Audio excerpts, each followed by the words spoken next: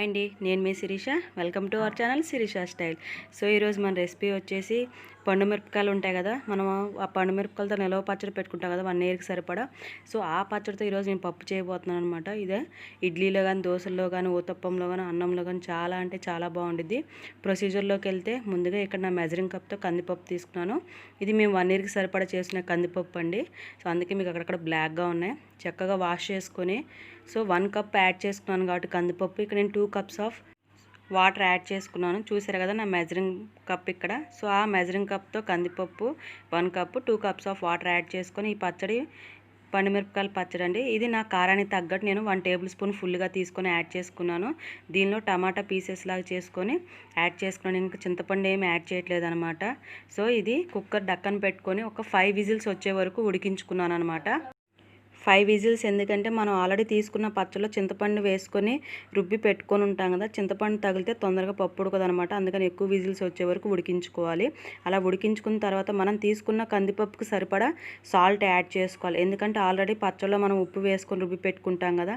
So అలా చక్కగా ఉప్పు వేసుకొని మీరు పలుకులుగానో లేదా మెత్తగానో స్మాష్ చేసుకోవాలన్నమాట. పప్పు గుత్తి పెట్టి అలా స్మాష్ చేసుకొని తాలింపుకి ఉల్లిపాయ ముక్కలు, జీలకర్ర, పచ్చిపప్పు, అలాగే 4 ఎండుమిర్చి, వెల్లుల్లి రెబ్బలు, కరివేపాకు ఇవి తీసుకొని ఇక్కడ కారంగా ఉంటుంది కాబట్టి పప్పు నేను నెయ్యి తాలింపు వేస్తున్నాను అనమాట.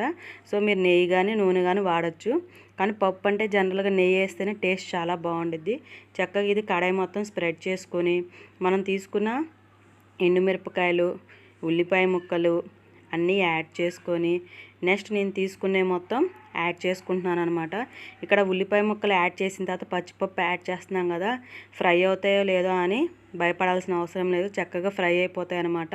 సో ఇలా మనం ఫ్రై చేసుకుంటూ ఉండాలి. ఎందుకంటే అలా కలుపుతూ ఉంటుంటే ఉల్లిపాయ ముక్కలు తొందరగా మగ్గిపోతూ ఉంటాయి అన్నమాట. ఈ పప్పు నేను కొత్తిమీర పప్పు చూపించాను కదా, సేమ్ ఆ ప్రొసీజర్లో అయినా చేసుకోవచ్చు అనమాట. ఇలా అయినా చేయొచ్చు. ఇలా ఎందుకు చేస్తున్నానంటే కొంచెం కారంగా ఉంటుంది కాబట్టి కుక్కర్లోనే వేసి ఉడికిస్తే కొంచెం దాని కారం తగ్గిద్దిగా నేను అలా చేస్తున్నాను. తర్వాత పసుపు వేసుకొని మనం ముందుగా మెదిపి పక్కన పెట్టుకుని పప్పుని యాడ్ చేసుకోవాలన్నమాట. ఇలా యాడ్ చేసుకున్న తర్వాత బాగా మిక్స్ చేసుకొని ఇలా మిక్స్ అయిన తర్వాత మనకి బాగా ఉడుకుతూ ఉంటుంది కదా, మనం అలా ఉడుకుతున్నప్పుడు ఏం చేయాలంటే స్టవ్ ఆఫ్ చేసేయటం అనమాట. అంతే, చాలా సింపుల్గా ఉంది కదా. మన ఇంట్లో కూరగాయలు ఏమీ లేనప్పుడు మనకు నిలవ పచ్చళ్ళు అయితే ఉంటాయి కదా. సో చక్కగా ఇలా మీరు కూడా ఈ పప్పుని చేసుకొని మంచిగా ఈ 2 పప్పు అన్నము 2 గోరువెచ్చగా ఉన్నప్పుడే మీరు ఇది ఎంజాయ్ చేయండి. ఎందుకంటే దానిలో ఉన్న రుచులన్నీ బాగా తెలుస్తూ ఉంటాయి అనమాట.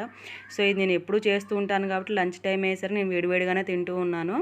ఇక్కడ నాకు ఒక అలవాటు ఉందండి, ఎండుమిరపకాయలు మనం వేసిన తాలింపు నూనె వెళ్తూ ఉంటుంది కదా, నేను ఆ నూనెని చక్కగా అన్నంలో కూడా అలా పిండుకొని తింటూ ఉన్నాను అనమాట. సో మీకు కూడా ఎవరైనా నాలాగే సేమ్ టేస్ట్ ఉన్న వాళ్ళైతే కామెంట్ సెక్షన్లో సేమ్ టేస్ట్ అని నాకు కామెంట్ చేయండి. సో మీకు ఈ వీడియో నచ్చింది అనుకుంటున్నాను.